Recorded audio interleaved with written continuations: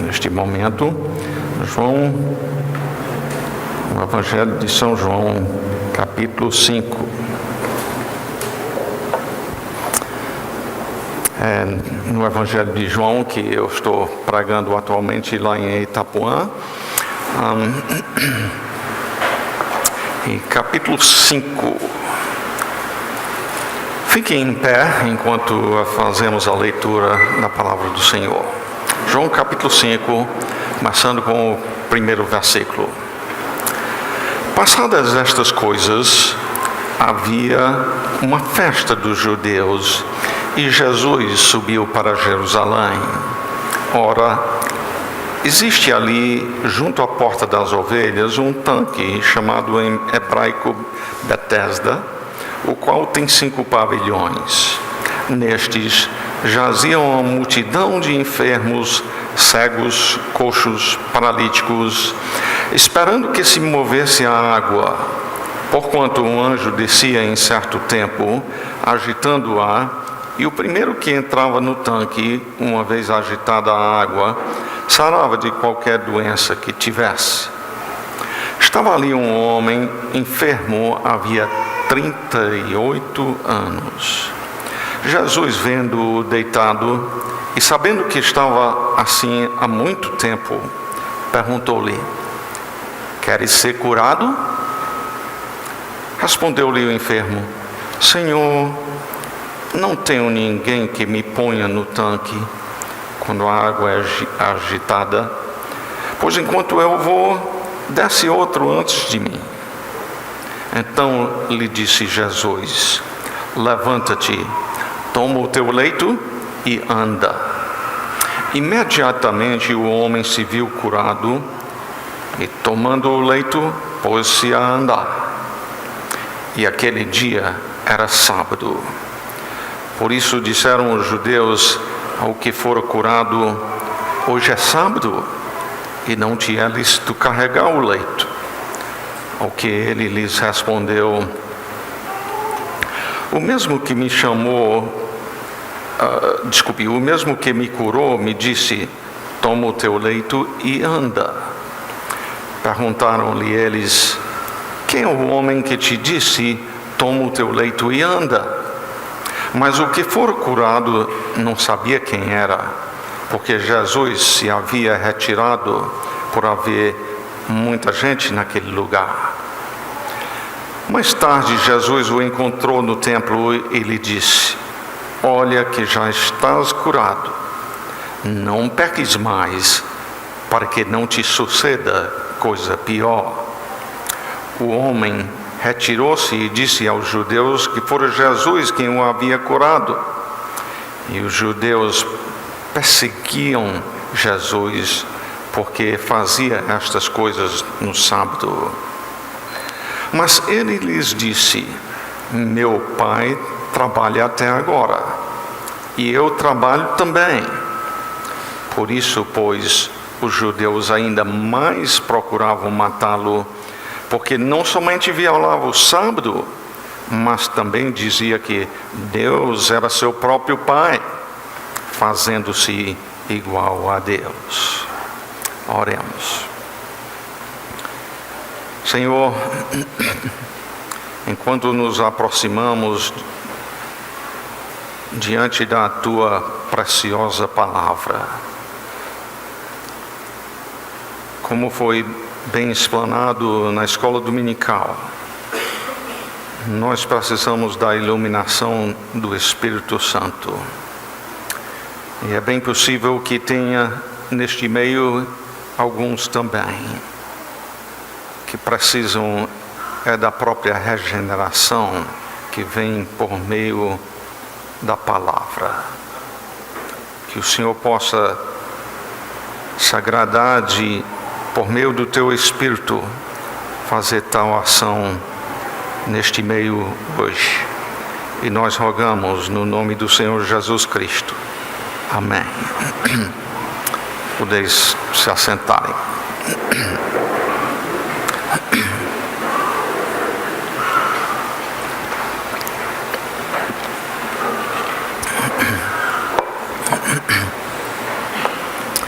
Quando estudamos a Bíblia, uma das coisas muito importantes a levarmos em consideração é a questão do propósito do livro. E em João, capítulo 20, versículos 30 e 31, João claramente lá nos relata porque ele escreveu. Ele diz lá: estas coisas escrevi a fim de saberdes. Desculpe, eu estava citando, era 1 João. Ele diz que, na verdade, fez Jesus diante dos discípulos muitos outros sinais que não estão escritos neste livro. Estes, porém, foram registrados para que creiais que Jesus é o Cristo, o Filho de Deus, e para que, crendo, tenhais vida em seu nome. João diz: eu escrevi aqui alguns dos milagres que Jesus fez. Estes são sinais para apontar o fato que Jesus é o Cristo, o Filho de Deus.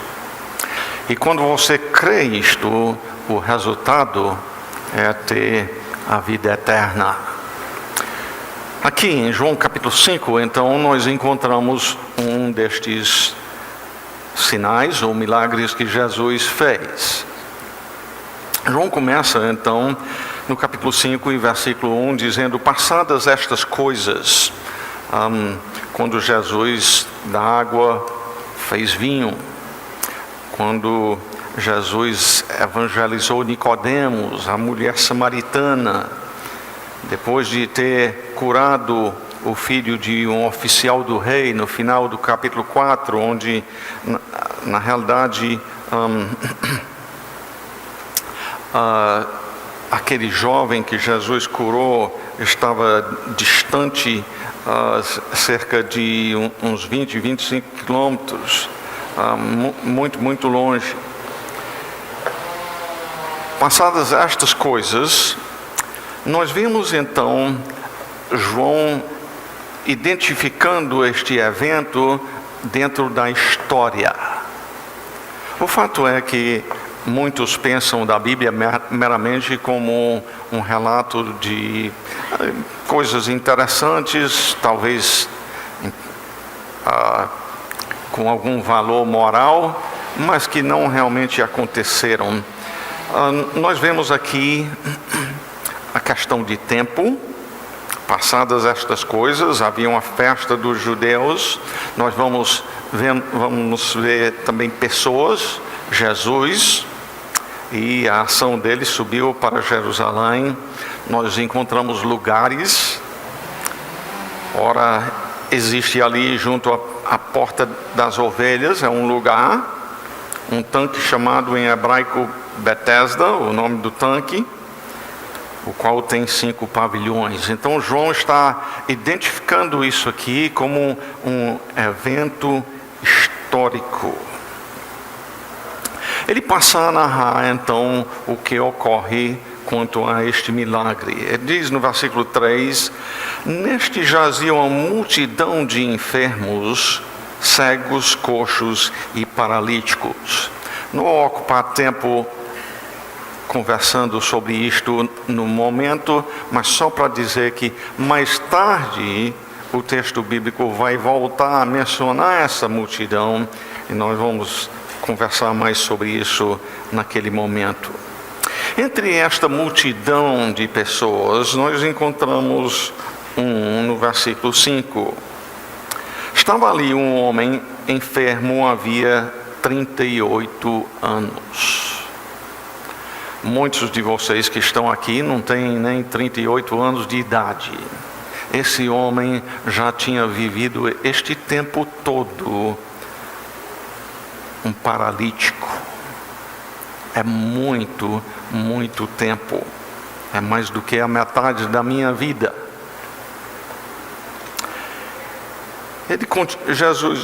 Jesus vendo-o deitado e sabendo que estava assim há muito tempo,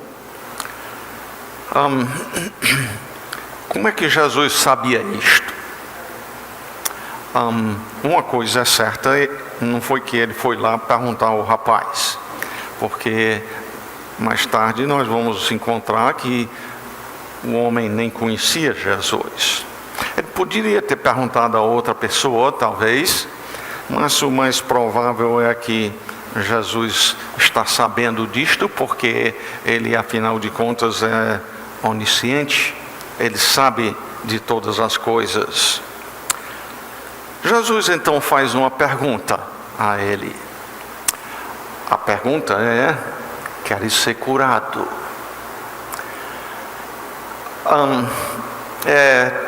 É uma pergunta interessante, porque na realidade, quando uma pessoa está doente, quem não quereria ser curado, não é? Mas eu creio que está registrado aqui justamente por causa da resposta deste homem, que nos diz uma coisa importante quanto à condição dele. Ele responde: Senhor, não tenho ninguém que me ponha no tanque quando a água é agitada. Ele não responde: eu sei que você é Jesus e eu sei dos milagres que você já tem feito, eu creio que você pode me curar. Nada disto. Ele só está pensando: tem esse tanque, eu acredito que o primeiro que chegar lá, quando a água está em movimento, esse vai ser curado. E coitado de mim, um cego chega lá antes de eu chegar. Eu sou um paralítico. E por isso ele diz: pois enquanto eu vou, desce outro antes de mim. Se você ficasse aqui para me ajudar a levar até a água, aí eu poderia ser curado. Mas ele só está pensando quanto a chegar naquele tanque. Nesta hora, então, Jesus diz a ele: levanta-te, toma o teu leito e anda. Deixa eu fazer uma pergunta aqui. Muitas vezes eu tenho ouvido pessoas dizerem: Deus nunca manda a gente fazer algo que não podemos fazer. É verdade isto? Deus não manda que você o ame de todo o teu coração, de toda a tua alma e de todo o teu entendimento? E você pode fazer isso? Deus não manda: amarás o teu próximo como a ti mesmo, e você ama o próximo igual a como você ama a si mesmo? O fato é que este dizer é errado. Jesus mandou ele aqui: levanta-te, toma o teu leito e anda. E ele podia fazer isso? Ele não podia. O correto seria a gente dizer: Deus não nos manda fazer uma coisa que no poder dele não podemos fazer. Isto é diferente do que dizer meramente: no nosso próprio esforço nós podemos fazer o que Deus manda. Jesus disse a Lázaro: Lázaro, sai e vem para fora, quando ele tinha estado morto há 4 dias, já cheirava mal. E neste caso, Lázaro atendeu a voz do Senhor. João está demonstrando aqui que Jesus é alguém que é diferente de nós. Nenhum de nós poderíamos dizer: levanta-te, toma o teu leito e vá para casa,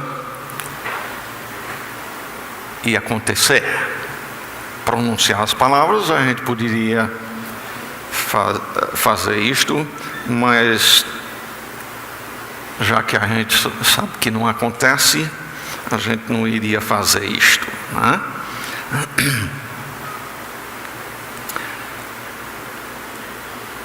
Semelhantemente, a palavra de Deus nos manda arrepender dos nossos pecados.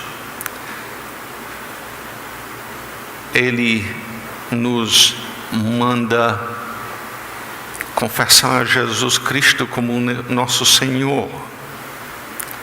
E a verdade é que nós só podemos fazer isto, Ele operando isto nos nossos corações, porque por natureza nós amamos o pecado. Nós queremos dizer que quem manda aqui sou eu, não confessar a Ele como nosso Senhor.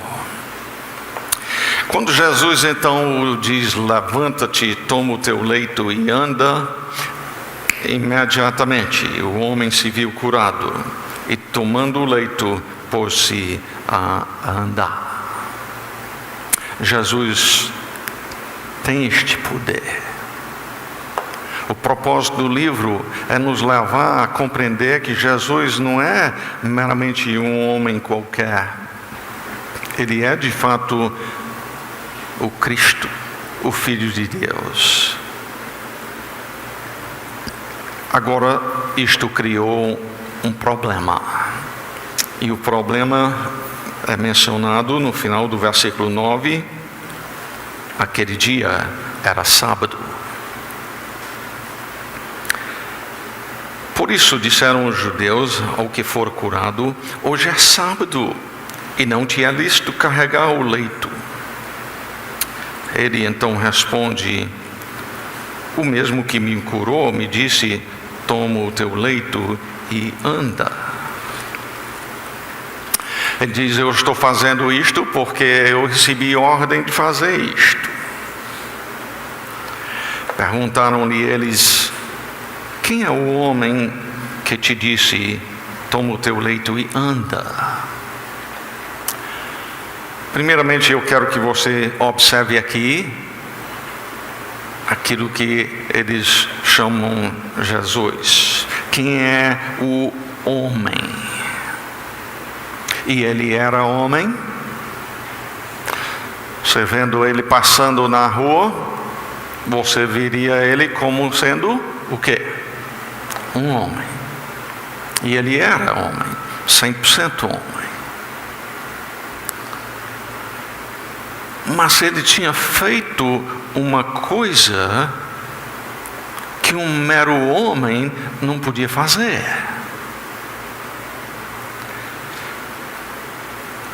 Quem é o homem que te disse: toma o teu leito e anda? Ele é mais do que um homem, mas cegos nos seus pecados, eles não estão vendo e compreendendo isto. Nós então encontramos no versículo 13 algo que nos ajuda quanto ao que está acontecendo aqui. Mas o que fora curado não sabia quem era. Ajunte isto com aquilo que ele disse no versículo 7. Senhor, não tenho ninguém que me ponha no tanque quando a água é agitada, pois enquanto eu vou, desce outro e outro antes de mim. E aí nós temos que perguntar: este homem foi curado porque tinha fé em Jesus? E a resposta é o quê? Ele tinha fé em Jesus? Não. Ele não sabia nem quem era Jesus.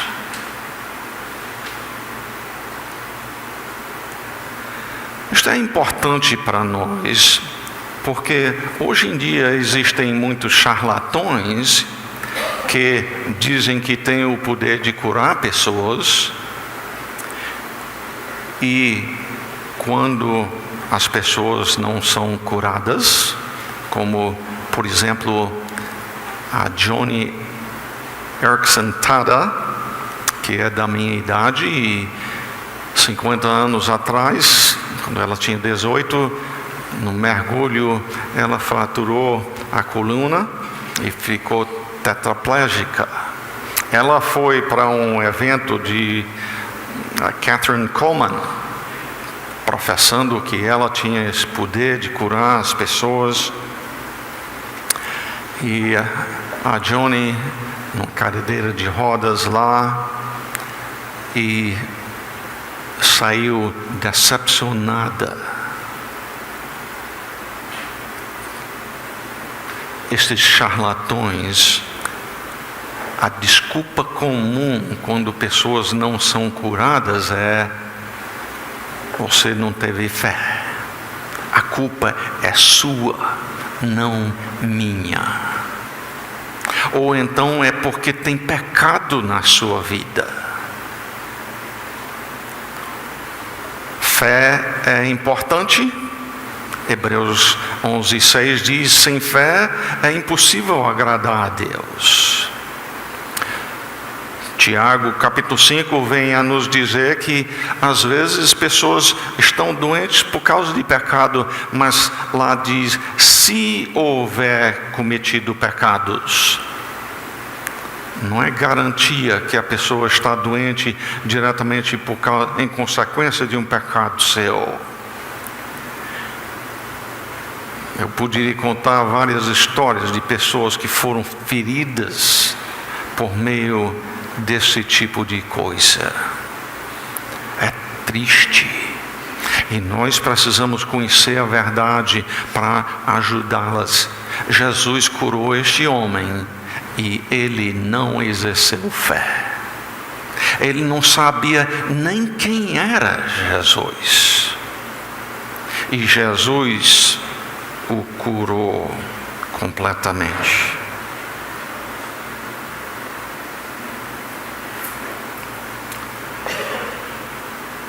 Mas tem mais aqui no versículo 13 que nós precisamos observar. O que for curado não sabia quem era.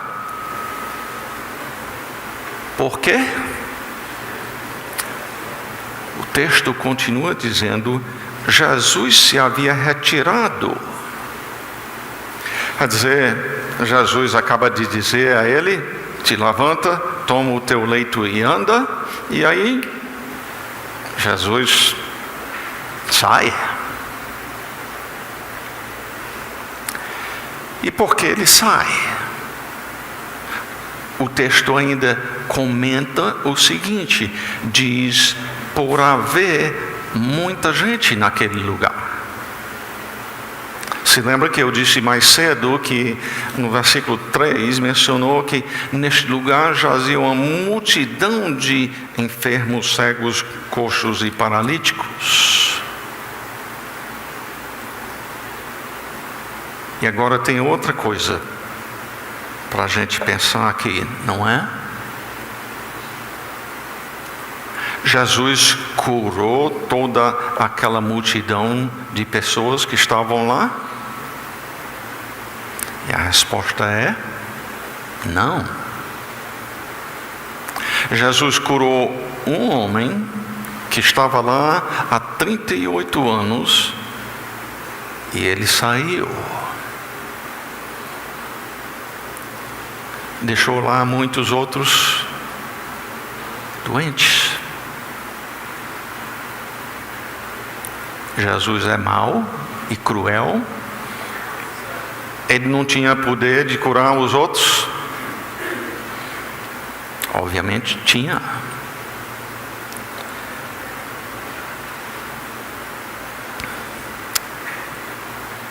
A Bíblia não diz quanto às outras pessoas. Pode ser que Jesus voltou lá no outro dia, no dia seguinte ou semana depois e curou os outros. A Bíblia não relata isto. Mas, por outro lado, nós precisamos compreender que isso aqui foi um gesto da graça de Deus. Esse homem não foi curado porque ele merecia isto. Ele simplesmente escolheu fazer isto. Deixa eu ver se eu posso ilustrar assim. Aqui um dinheiro para você.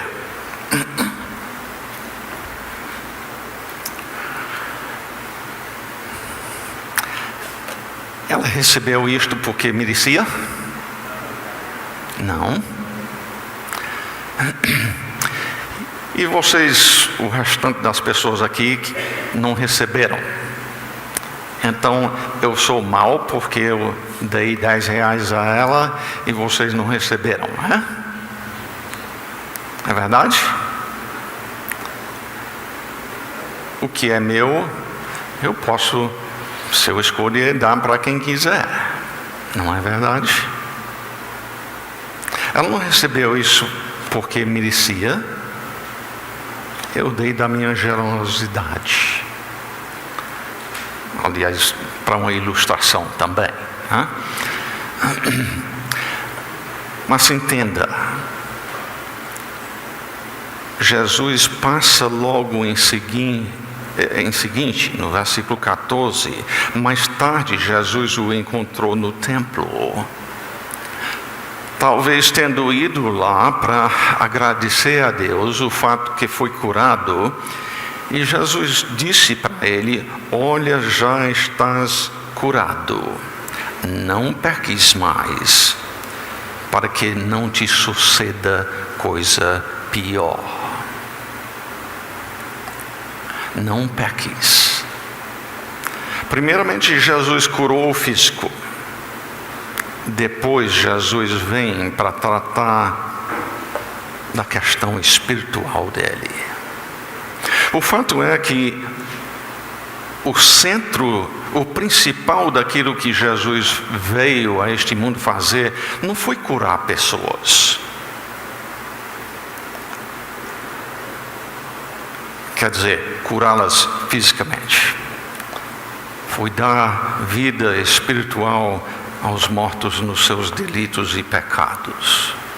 Este foi o maior milagre. Não estamos aqui para fazer pouco desta cura. Foi grande milagre. Foi algo que você e eu, nós não podemos fazer. Demonstra que Ele é, por natureza, o Filho de Deus. Diferente de nós nesse sentido. Porém, aquele homem que foi curado, ele está lá em Israel agora? A gente pode ir lá ver ele? Não. Porque todos esses milagres de curas, ou mesmo de ressurreição, que Jesus fez lá, foram milagres provisórios. Essas pessoas depois adoeceram e morreram. Ao passo que, como Jesus diz aqui, não peques mais para que não te suceda coisa pior. A coisa muito pior é ir para o inferno, o lago de fogo, onde vai passar a eternidade, nunca conseguindo pagar o que deve a um Deus justo, perfeitamente santo. Ele havia pecado. De fato, tudo indica, pelo que Jesus diz aqui, que o que aconteceu com ele foi consequência de pecado dele, diretamente. Não sei, talvez ele se embriagou e, no meio da embriaguez, que é pecado contra o Senhor, caiu e se feriu e ficou neste estado. Agora, pense por um pouco comigo sobre isto. Se Jesus te dissesse: vá e não peques mais, para que não te suceda coisa pior, o que você diria?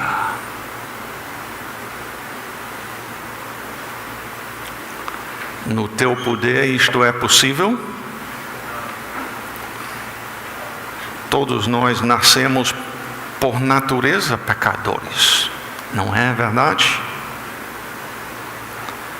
Não sei de você, mas o que eu teria dito nesta hora é: Senhor, por natureza, eu sou um pecador. Salva-me pela tua graça, porque a não ser pela tua graça, eu estou nessa condenação pior do que já estive.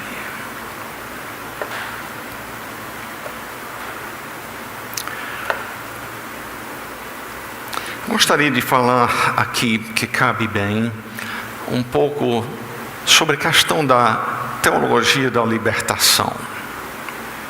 Este ensino tem rodado muito aqui no Brasil e talvez mais ainda no Nordeste do que no Sul. Talvez um dia nem dizer isso, porque eu só tenho morado aqui no Nordeste, só aqui em Salvador e lá no Ceará.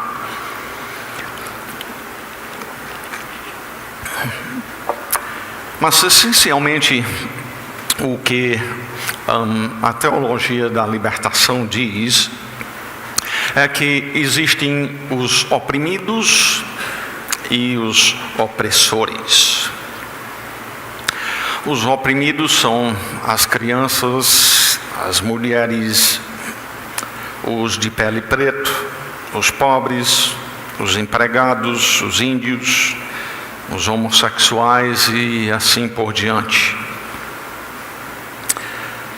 E, por outro lado, os opressores são os pais, são os maridos, os brancos, os ricos, os patrões, os europeus, os heterossexuais. Biblicamente isto é correto. A Bíblia ensina que todos pecaram e carecem da glória de Deus. Não tem só um grupo de pessoas que oprimem outros que são pecadores. Os oprimidos são pecadores também, não é? Todos pecaram, todos carecem ou deixam de glorificar a Deus como Ele merece.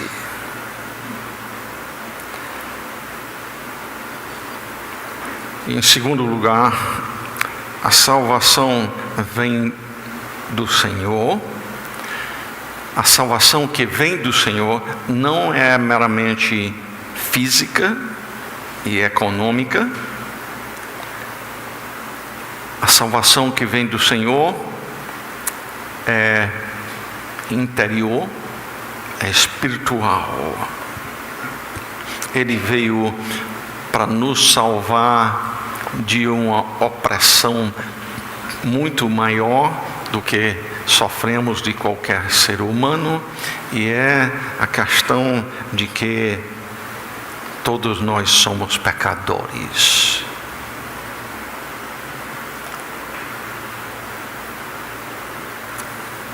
Aliás, esta ideia de os opressores e os oprimidos em muito ataca o que Deus diz quanto a como nós devemos nos relacionar.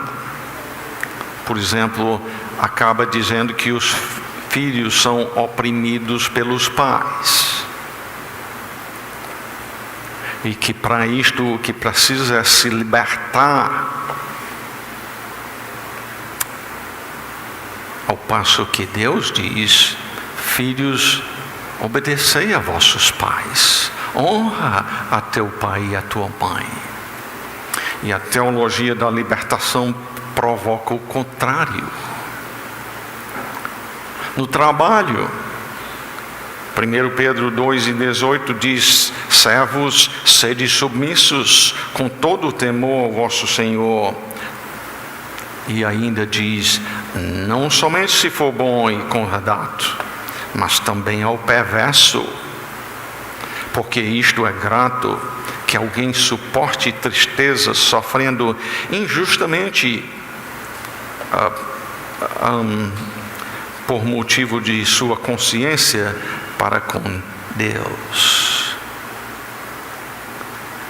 Mesmo quando oprimido, Deus diz, no trabalho isto é, Deus diz: faço o trabalho para mim e para minha glória. Se és oprimido, não reaja com pecado, com palavrão ou respondendo mal o patrão. Em 1 Pedro, o próximo capítulo 3, se dirige às mulheres, especificamente aqui das mulheres salvas pela graça do Senhor, mas com um marido incrédulo. Mulheres, sede vós igualmente submissas ao próprio marido, para que, se ele ainda não obedece à palavra, um desobediente à palavra, certamente em algumas coisas vai oprimir. Para que, ainda que ele não obedece à palavra, seja ganho por você corrigir ele muito. Não. Seja ganho sem palavra alguma, por meio do procedimento da esposa crente. Ao observar o vosso honesto comportamento cheio de temor. A teologia da libertação, então, acaba sendo... na teologia da libertação, quem acaba sendo o opressor é Deus. E todos aqueles que Ele coloca em autoridade sobre nós, pecadores. Satanás se torna o libertador. Ele diz: Deus disse não coma. Satanás diz: mostra que você tem liberdade, coma.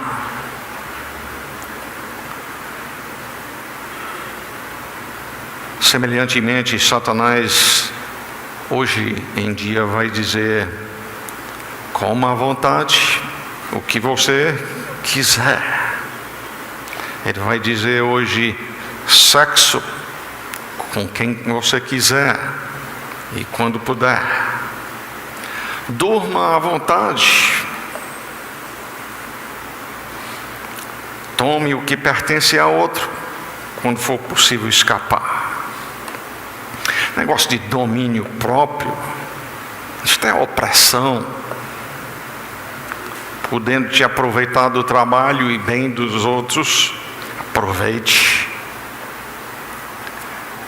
E Jesus diz, por outro lado: conhecereis a verdade, e a verdade vos libertará. Jesus disse: todo o que comete pecado é escravo do pecado.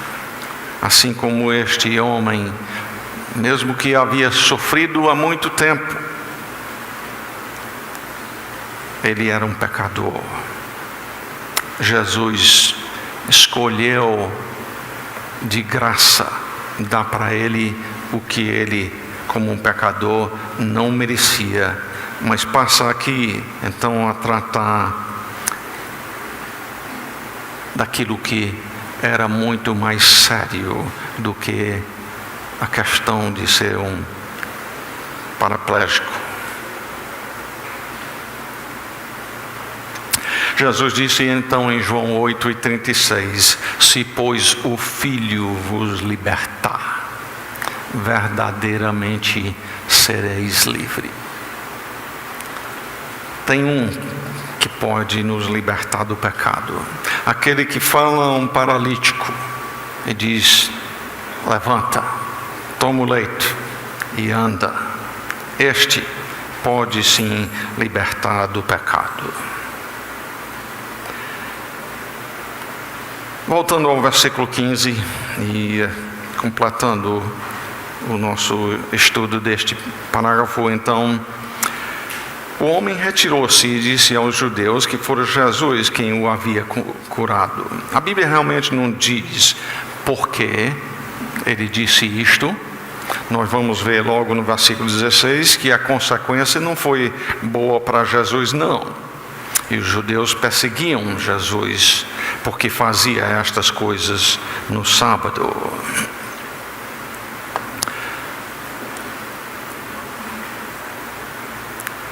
Talvez ele fez isso com boa intenção. A gente quer imaginar que sim. Mas neste momento, quando passam a perseguir mais a Jesus, ele diz no versículo 17 umas palavras interessantes. Mas ele lhes disse: meu pai trabalha até agora e eu trabalho também. Meu pai trabalha. O fato é que tinham uma lei, até nos 10 mandamentos, sobre a questão do sábado. Lá Deus disse: 6 dias trabalharás e farás toda a tua obra. Lá nós encontramos que é um mandamento de Deus que nós devemos trabalhar. É pecado não trabalhar. É pecado viver à custa do suor de outras pessoas. Mas Deus havia ordenado: mas o 7º dia é o sábado do Senhor teu Deus, não farás nenhum trabalho. Quanto à questão do trabalho, nós encontramos que o primeiro que trabalhou, como registrado na Bíblia, é Deus. Ele trabalhou durante a semana da criação, criando todas as coisas. E no capítulo 2, nos versículos de 1 a 3, então passa a relatar que ele descansou de toda a sua obra, ou do trabalho que ele fez.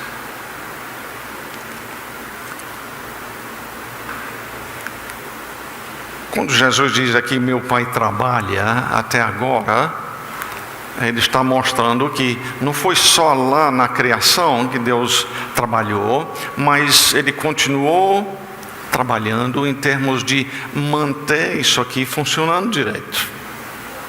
Se ele não fizesse isso, nós não estaríamos aqui vivos.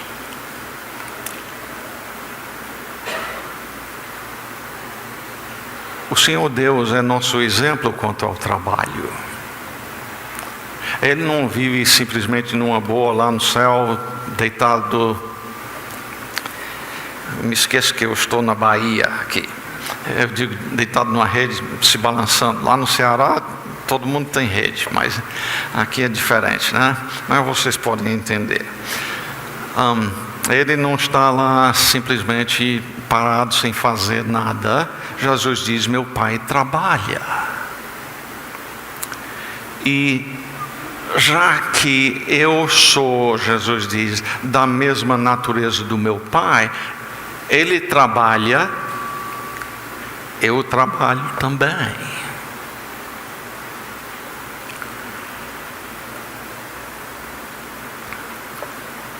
O resultado disto,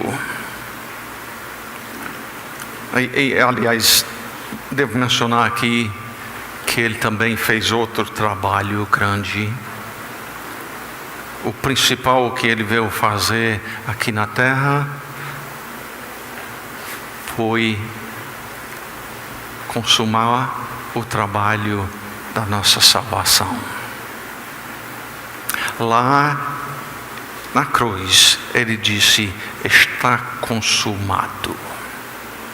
Ele completou a obra da salvação. Não depende de nada que nós fazemos para merecer a salvação.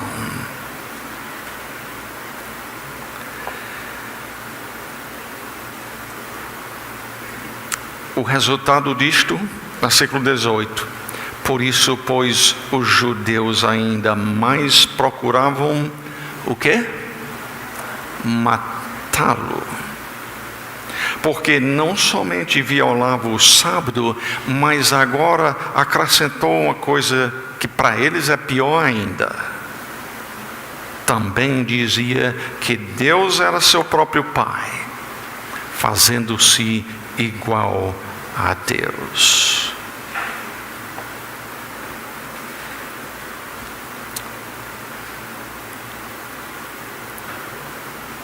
Os judeus entenderam Jesus erroneamente, como pessoas como seguidores das Testemunhas de Jeová dizem. Não, eles entenderam que Jesus não estava falando de Deus meramente como Pai, como Criador, como Pai adotivo, uma coisa assim. Jesus estava dizendo: eu sou da mesma natureza do Pai.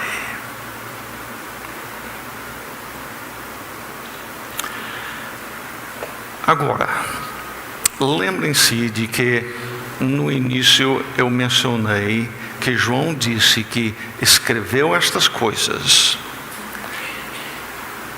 relatos como este milagre que nós já vimos. Com que finalidade? Para que a gente creia que Jesus é o Cristo, o Filho de Deus. E para que, crendo, tenhamos vida em seu nome. Mas eu quero concluir essa parte me dirigindo a isto. Todos os que viram este milagre, então passaram a crerem que Jesus era o Cristo, o Filho de Deus, e passaram a ter vida nele.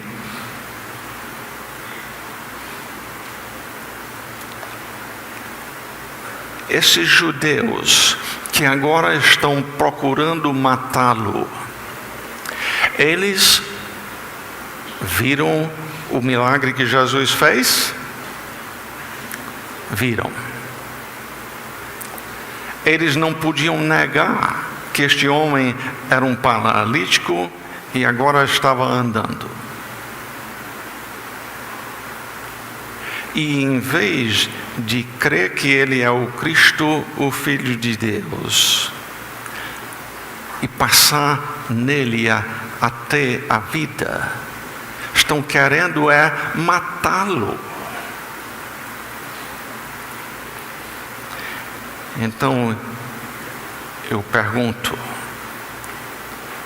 os milagres levaram todo mundo a crer em Cristo?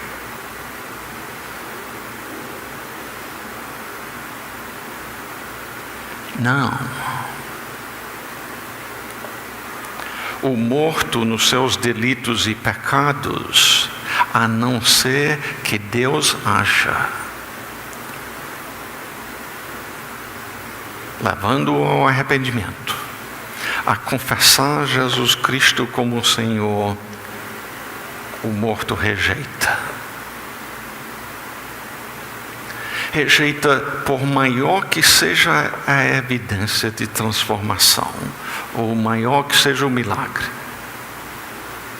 Pense nos líderes religiosos que, quando tinham conseguido matar Jesus, disseram: a gente sabe que que este enganador, quando vivo, disse: depois de 3 dias eu vou ressuscitar. E para que os discípulos não roubem, porque nós não cremos que ele vai ressuscitar, e aí saem dizendo: ele ressuscitou, nós vamos colocar guardas lá no túmulo. A gente não costuma pôr guardas no cemitério.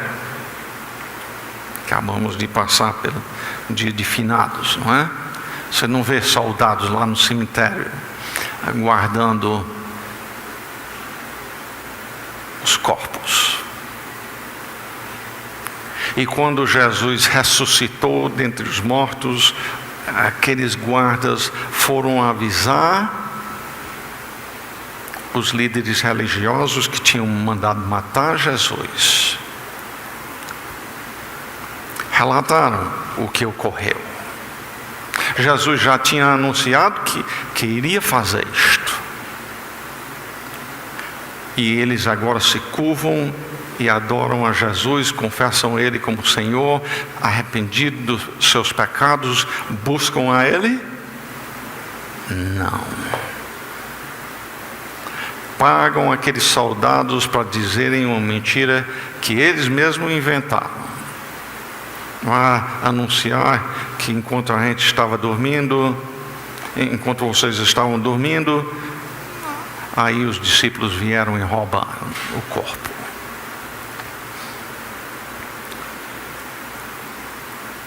A cegueira, a morte espiritual em que o homem naturalmente se encontra, a não ser que Deus misericordiosamente haja, a pessoa não se arrepende do seu pecado, ela não confessa a Jesus como o Senhor de sua vida. E você? Ele tem feito esse milagre na sua vida de te trazer o arrependimento do seu pecado, a confessar a Jesus como seu Senhor, crendo que Ele morreu na cruz para pagar um débito seu que você nunca poderia pagar. Ele fez isso. E todo aquele que é arrependido do seu pecado, crê em Cristo, tem a vida eterna. Senhor, muito obrigado por este texto da Tua preciosa palavra.